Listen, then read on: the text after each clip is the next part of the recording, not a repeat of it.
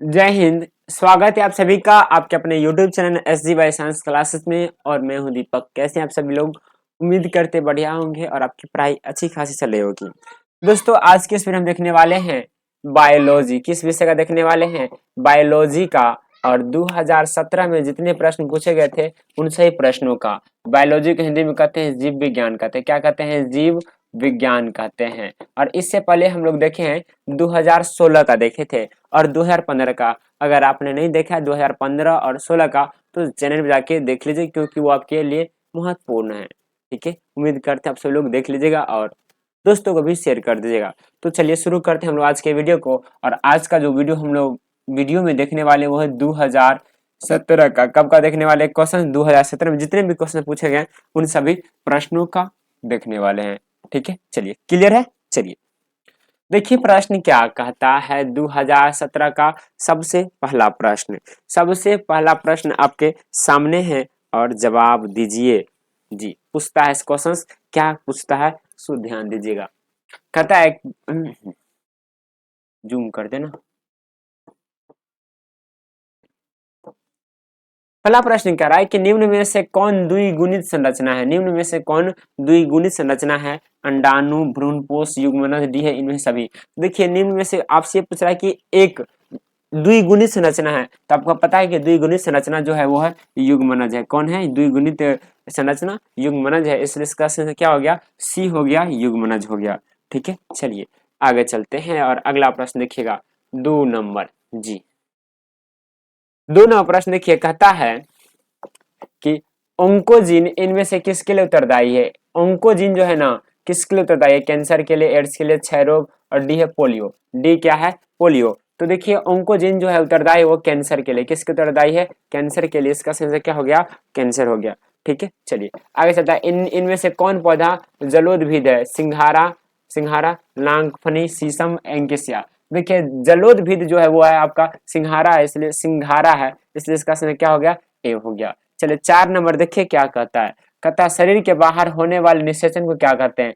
In vitro, in vivo, दोनों, D है इनमें से कोई नहीं। देखिए शरीर के बाहर होने वाले निषेचन हम लोग क्या कहते हैं? आपको पता है इन विट्रो कहते हैं। क्या कहते हैं? इन विट्रो कहते हैं। और इसका सही क्या हो गया? ए हो गया। अगर अंदर होगा तो इन विवो कहेंगे। ठीक है, चलिए 5 नंबर देखिए। 5 नंबर कहते हैं, कहता है कि विश्व पर्यावरण दिवस किस तिथि को मनाया जाता है? विश्व पर्यावरण दिवस, विश्व पर्यावरण दिवस किस तिथि को मनाया जाता है? तो आपको पता है कि वो 5 जून को मनाया जाता है। कब मनाया जाता है? 5 जून को विश्व पर्यावरण दिवस मनाया जाता है। इसलिए इसका सही क्या हो गया?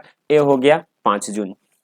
ठीक है, चलिए 6 नंबर कहता है सर्टोली कोशिकाएं पाई जाती है। सर्टोली कोशिकाएं पाई जाती है। ऑप्शन है वृषण, गर्भाशय, अंडाशय, यकृत। देखिए तो इसका जो सेंस हो जाएगा ए हो जाएगा, वृषण हो जाएगा। 7 नंबर कहता है कि ओपेरॉन मॉडल क्या प्रदर्शित करता है? ओपेरॉन मॉडल जो है ना वो क्या प्रदर्शित करता है? जीन का सिंथेसिस, जीन का एक्सप्रेशन, सी है जीन का रेगुलेशन, डी है जीन का फंक्शन। तो देखिए ओपेरॉन मॉडल जो है वो आपको पता है क्या प्रदर्शित करता है? वो प्रदर्शित करता है जीन का एक्सप्रेशन। क्या प्रदर्शित करता है? जीन का एक्सप्रेशन। इसलिए इसका सही क्या हो गया? बी हो गया, जीन का एक्सप्रेशन। ठीक है, चलिए 8 नंबर कहता है कि निम्नलिखित में से कौन जंतु उभयलिंगी नहीं है? यानी कि 3 जो है ना उभयलिंगी है और एक क्या है? उभयलिंगी नहीं है। और ये उभयलिंगी वाला क्वेश्चन आपके एग्जाम में आता है, याद रखिएगा। ठीक है, और 2016 में भी ऐसा प्रश्न पूछा गया था उभयलिंगी से, इसलिए आप ध्यान देंगे। तो देखिए फीता कृमि, घरेलू मक्खी, जोंक। तो ये सभी क्या है?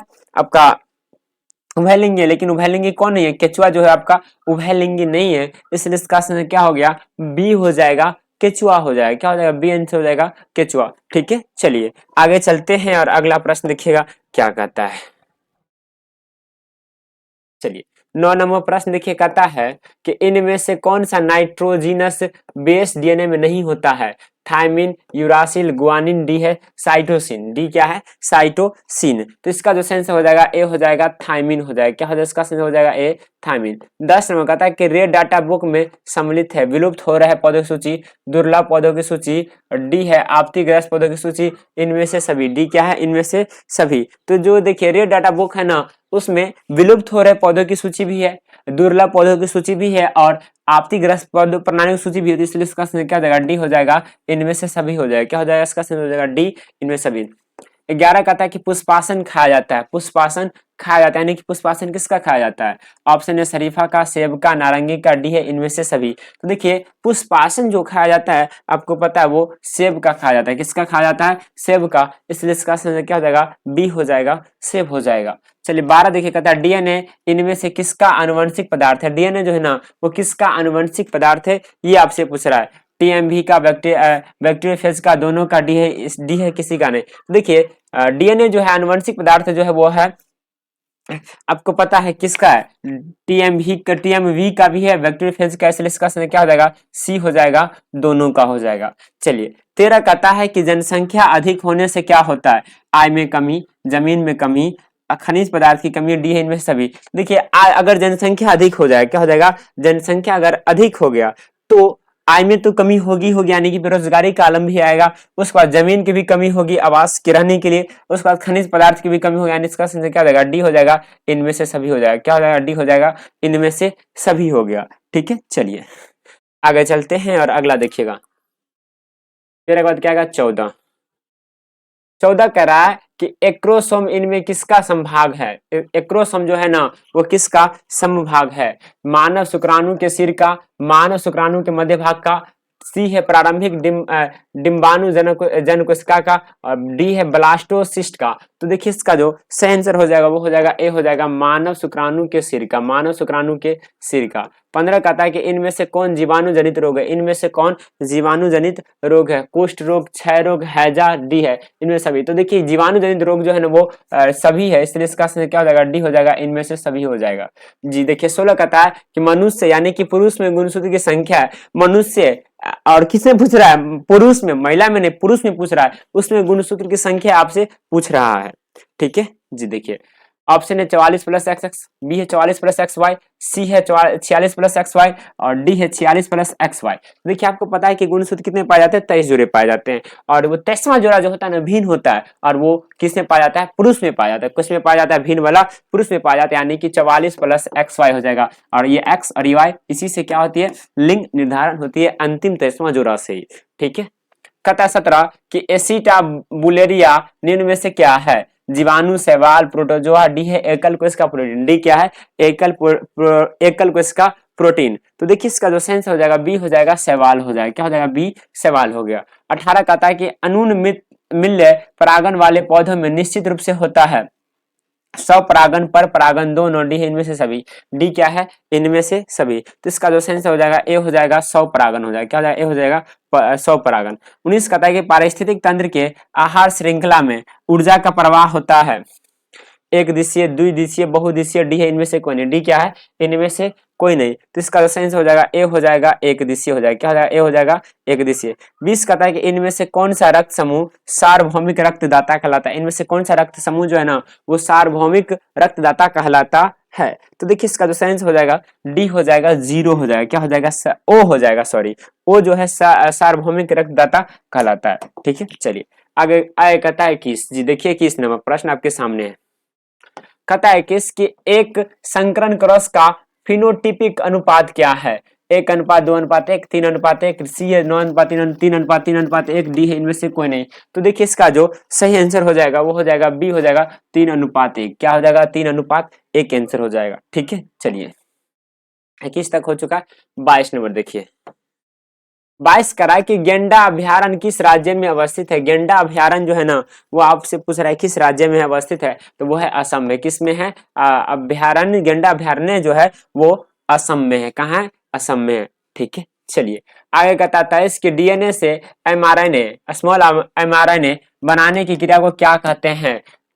ट्रांसक्रिप्शन, बी है रिप्लिकेशन, सी है ट्रांसलेशन, डी है इनमें से कोई नहीं। डी क्या है? इनमें से कोई नहीं। तो देखिए इसका सेंस हो जाएगा ए हो जाएगा ट्रांसक्रिप्शन। क्या है? ए हो जाएगा ट्रांसक्रिप्शन। 24 कहता है डब्ल्यूएचओ के द्वारा ध्वनि प्रदूषण का कौन सा मानक सही है? 20 से 30 डेसिबल, 45 डेसिबल, 75 डेसिबल, डी है 90 डेसिबल। तो इसका जो सेंस हो जाएगा ए हो जाएगा 20 से 30 डेसिबल, 20 से 30 डेसिबल। कहता है अच्छा 25 कहता है कि मलेरिया रोग उत्पन्न होता है, मलेरिया रोग उत्पन्न होता है नर क्यूलेक्स, मादा एनोफिलीज, सी है मादा एड्स, डी है नर एनोफिलिस। तो देखिए इसका जो सही आंसर हो जाएगा, वो हो जाएगा बी, हो जाएगा मादा एनोफिलीज। मादा एनोफिलीज से क्या होता है, मलेरिया रोग उत्पन्न होती है। ठीक है, चलिए 26 के बाद क्या आएगा, 27 और 28, 3 क्वेश्चन है। देखिए 26 का 26 तो 25 हुआ है ना।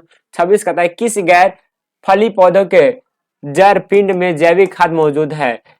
एंटोबैक्ट एजेटो, एक मिनट क्या है 26 ऑप्शन है एजेटोबैक्टर, क्लो क्लास्ट्रीडियम, बी सी है फ्रांकिया, डी है इनमें से कोई नहीं। डी क्या है, इनमें से कोई नहीं। तो देखिए इसका जो सेंस हो जाएगा ए हो जाएगा एजिटोबैक्टर। क्या हो जाएगा, ए हो जाएगा एजिटोबैक्टर। 27 का दूध से दही बनाने में किस जीवाणु का उपयोग होता है? और ये आपको पता है कि 2016 में भी पूछा गया था, 2016 का प्रश्न है ये। ठीक है, 2016 का प्रश्न 17 पूछ दिया, एकदम पूरा वही है। ऑप्शन है क्लास्ट्रीडियम, बी है लैक्टोबैसिलस, सी है ए तथा बी दोनों, और डी है स्ट्रेप्टोकोकस। तो आपको पता है कि दूध से दही बनाने में किस जीवाणु उपयोग किया जाता है, लैक्टोबैसिलस का। देख रहे हैं कैसे रिपीट कर रहा है क्वेश्चन, ठीक है, ध्यान रखेंगे।